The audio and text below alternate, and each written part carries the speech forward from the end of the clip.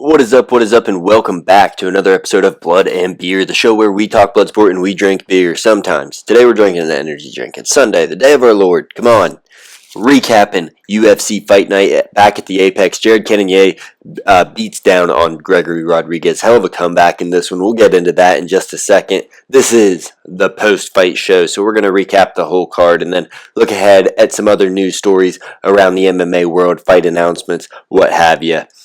First, our bets. We're down $28 on our 1,000 from last week, so we still have a profit of $13.37.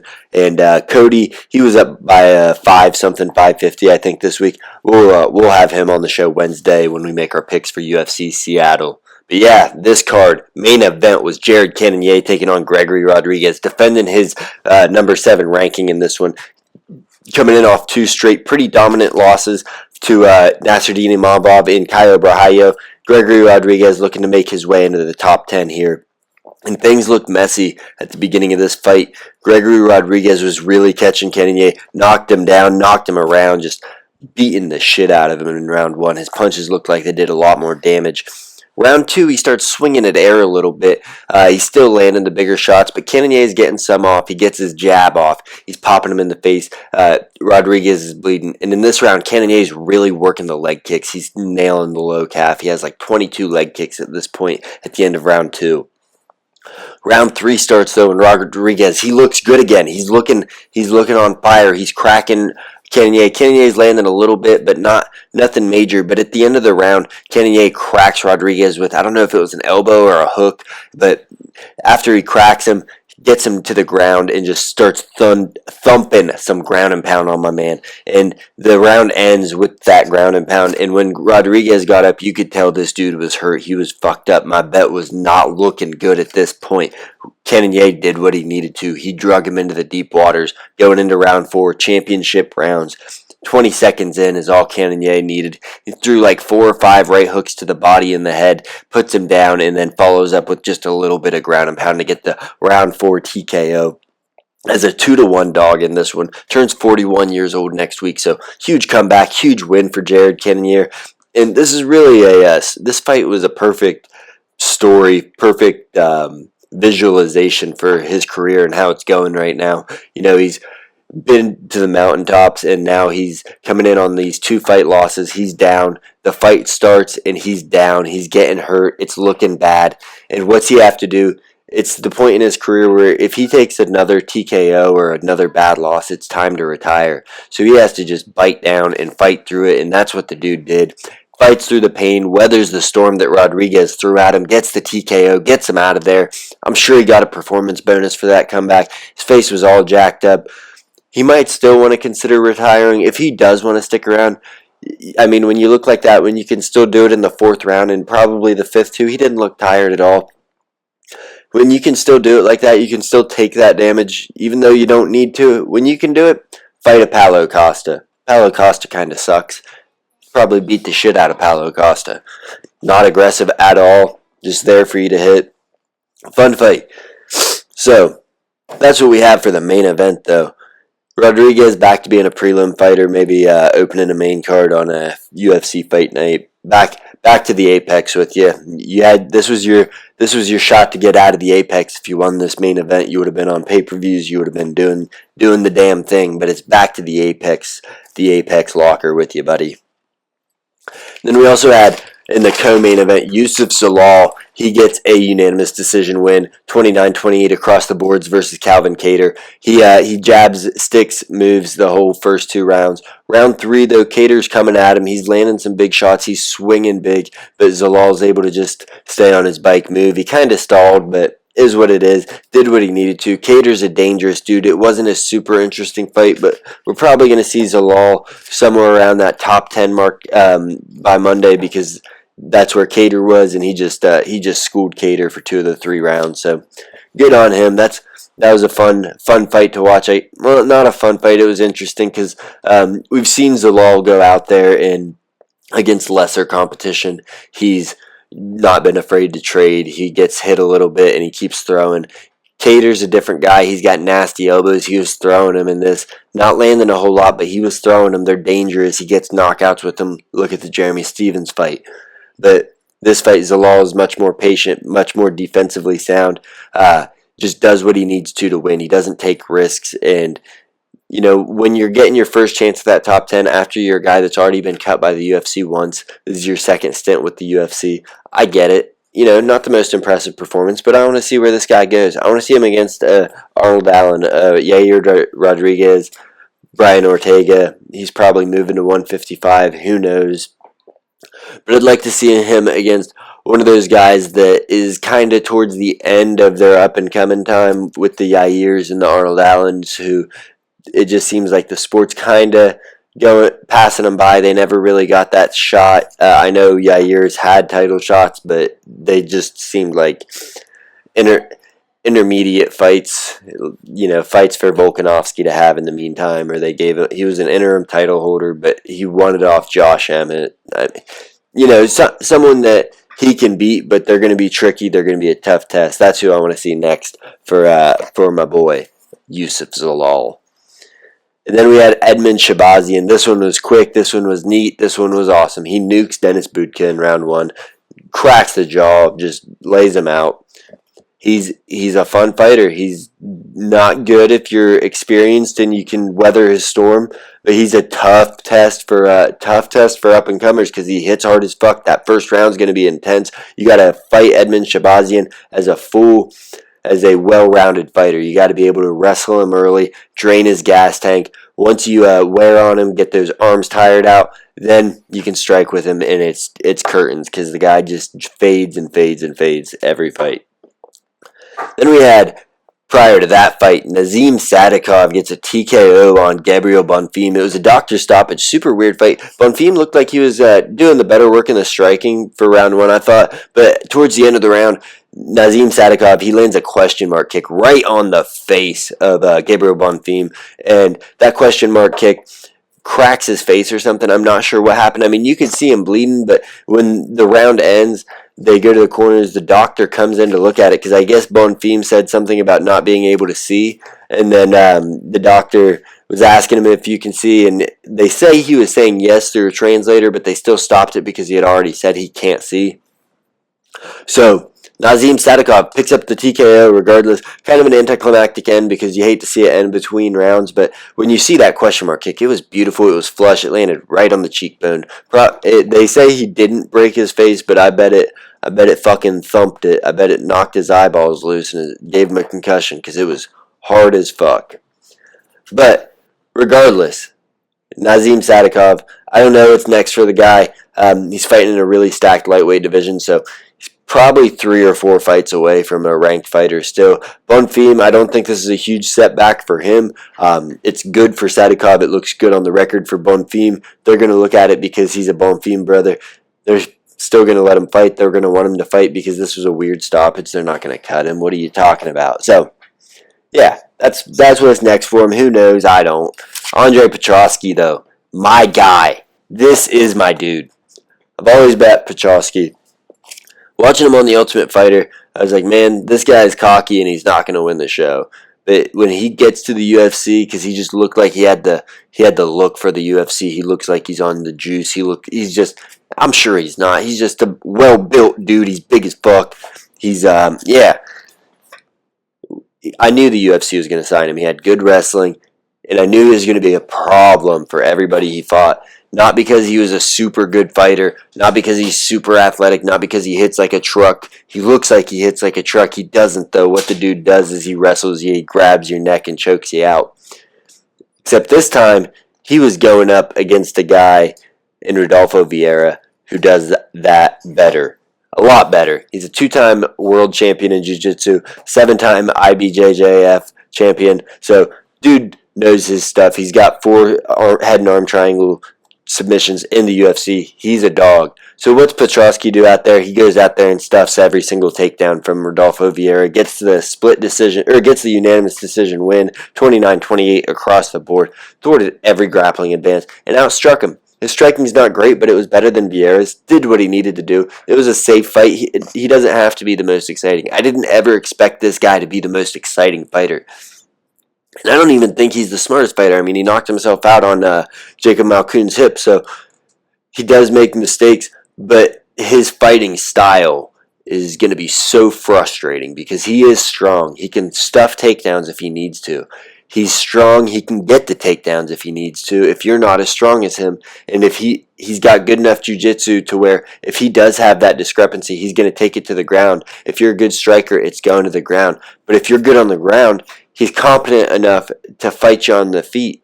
He's like a guy that could sneakily work his way into the top 7 or 8, and you're going to be like, how, what? It's like a Kevin Lee situation. It's just like, how's this guy up here? But he's doing the damn thing. That's my boy. That's my boy Petrosky though.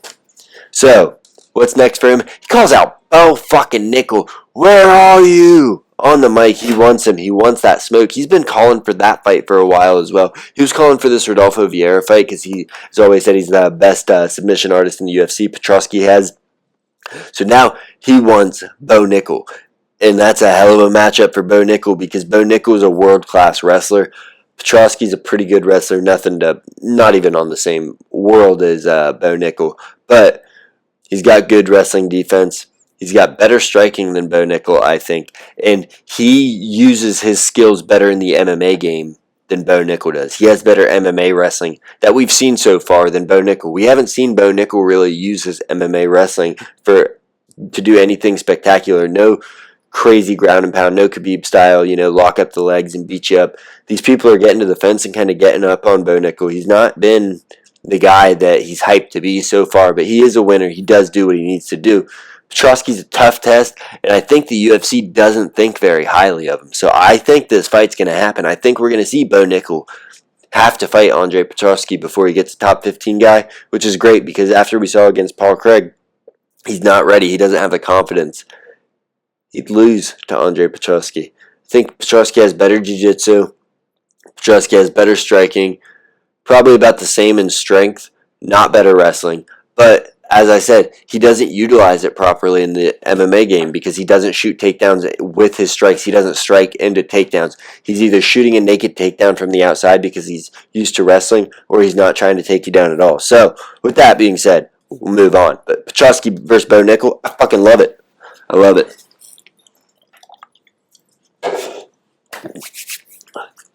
Next up, we had Jose Delgado. He steamrolls Connor Matthews, ground and pound TKO round 1. Cody had that big win.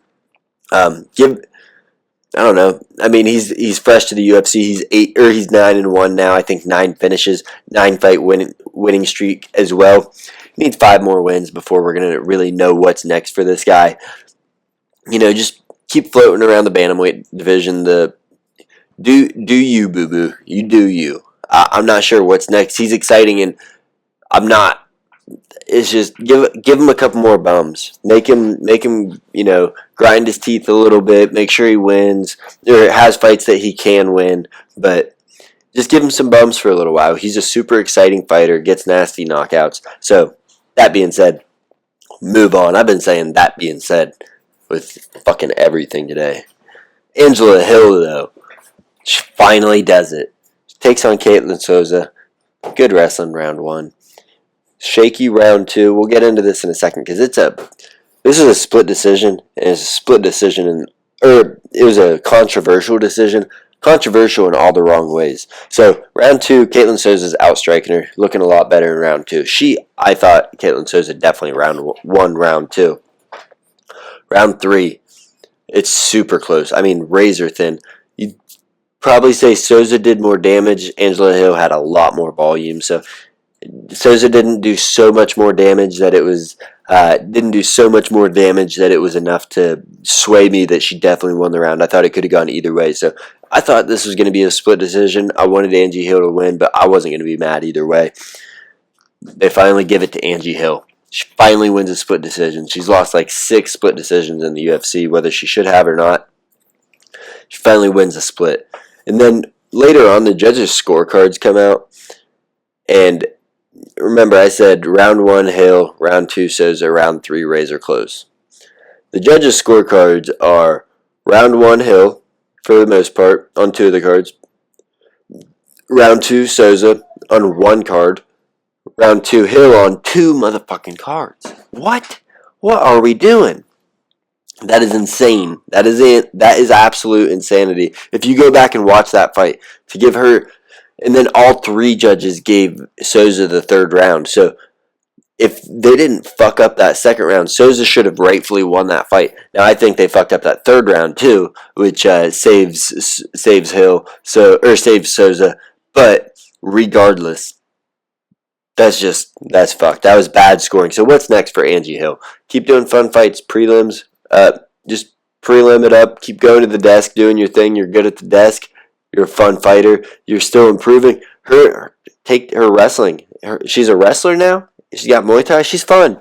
Keep going till the wheels fall off. You know, you're 13 and 14, I think, in the UFC.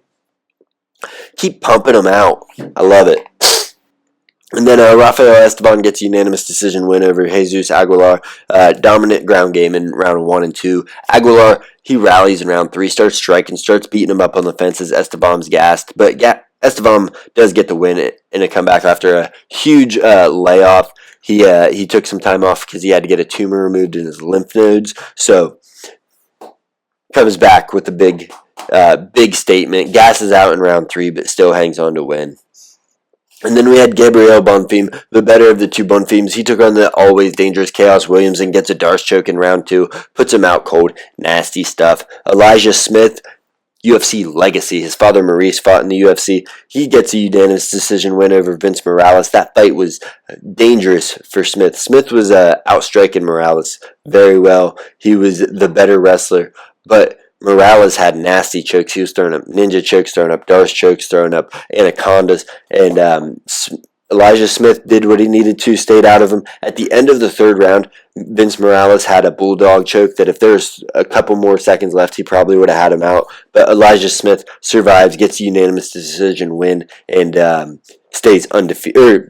He's 14 and 1. I don't know. He's got 1 loss. Everything else he's good for. But he's a prospect. He's got great striking. You know, UFC jitters, the whole 9. Whatever. He's young. We're not going to look at what's next. Just get him another bum. And then we had Walter Walker, round 1 heel hook, Dontel Mays. Nasty stuff. It was, you got that heel hook in. He did what Cyril Gahn did to Dontel Mays, who also heel hooked him very early. Walter Walker, that's his 2nd heel hook in the UFC. He's 2 and 1 in the UFC with 2 heel hooks.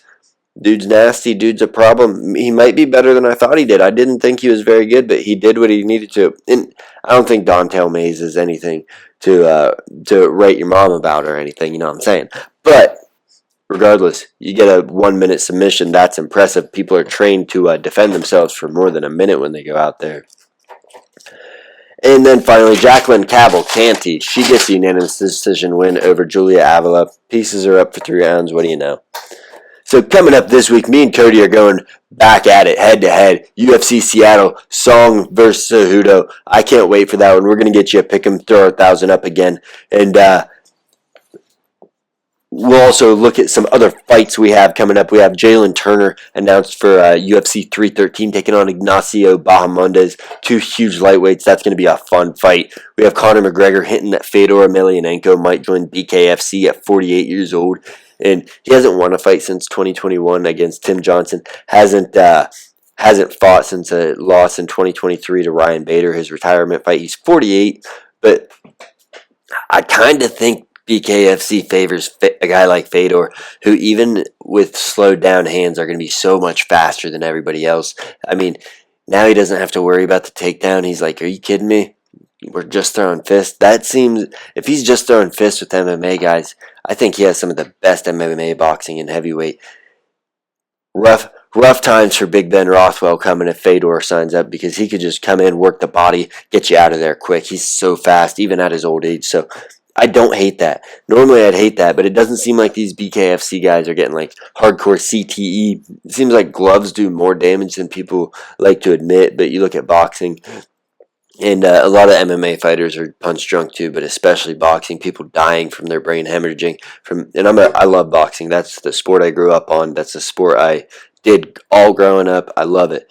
But you do have to look at it. A guy I fought in a tournament one year as an amateur, I watched him fight on a Vasil Lomachenko undercard a couple years back, Charles Conwell, and the guy he fought, he ended up killing him because he did so much brain damage, was just beating on him and beating on him. And you wouldn't think to throw the towel in when people are, looking good, doing their thing. They're getting beat up, but they're still like responsive, they're coherent, but just it's the ability to get hit over and over again, and it's not a knockout blow, it's just accumulative damage where when you don't have the gloves, it's a boom, one punch flash knockout, you're down, but you're back up. Being unconscious is not good for the brain. They know that, but I'm certain being unconscious for 5 seconds is a hell of a lot better than just sitting there and letting someone tee off on your head over and over again with a foam bat or some, I don't know. Yeah, but anyways, I don't need to get into that. BKFC, Fedor Emelianenko, Conor McGregor. I love it. And then we have, for UFC Seattle, short notice step in, Jean Matsumoto. He was supposed to fight on UFC 313. He's now going to be fighting Rob Font on this Seattle card in place of the now retired Dominic Cruz, who has a podcast coming out, Cruising with Me with Dominic Cruz. And then finally, we had Anthony Smith. He has his final fight announced, his retirement fight versus Zhang Mingyang at UFC Kansas City on April 26th. Tough fight for Anthony Smith. He's had a tough stretch lately. Last win against Vitor Petrino in Zhang. He's a killer. 11-fight win streak coming into this. He won the road to the UFC with a knockout. He's a knockout guy. That's what he does. He's a mountain tiger. It's a perfect nickname for him. But I will say he's not very technical. He gets a little sloppy. He's a berserker. He comes in with his hands down and he's swinging big to knock you out. He's got big power. But Anthony Smith, even though he has been steamrolled in the past, and that's what Ming Young's going to be looking to do, I do think if Anthony Smith can weather the first 3 minutes of this storm, he'll be able to get a takedown or something weird will happen where it'll go to the ground. I would not be shocked if in the jiu-jitsu exchanges, Anthony Smith throws up a triangle. At light heavyweight, he has a dangerous triangle, and nobody seems to be able to really defend submissions too awfully well at the higher weight classes. Not when someone throws up something like that. They're never expecting it, even though he's done it to several guys that are not of his caliber on the ground.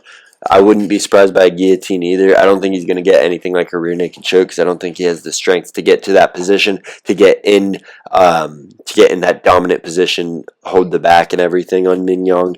But I do not hate his chances, but it's going to be a tough one. Like I said, Mingyang, nasty fighter. So that's all I got for you this week for this week's Blood and Beer.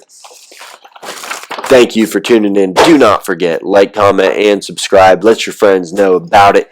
Make your picks on the UFC Seattle card. We're going to be dropping our show on Wednesday, and make sure you tune in for that as well. I appreciate you.